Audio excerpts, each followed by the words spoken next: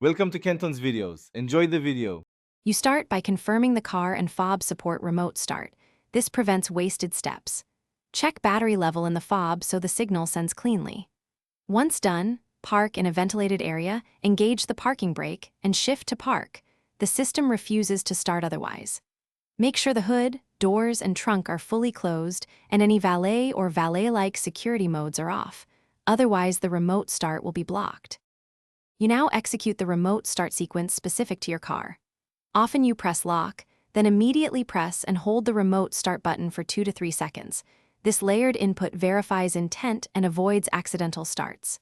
If your vehicle needs a double press or a specific timing window, follow that pattern exactly.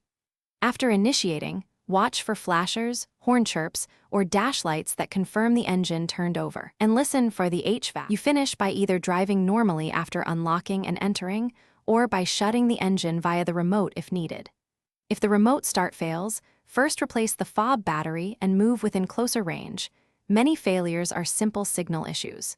Next, check hood latch and all doors, and ensure security or valet modes aren't engaged because they silently block starts.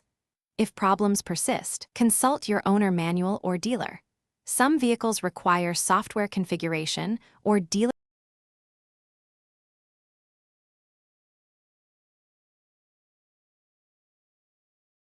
Thanks for watching. Consider subscribing if we helped you.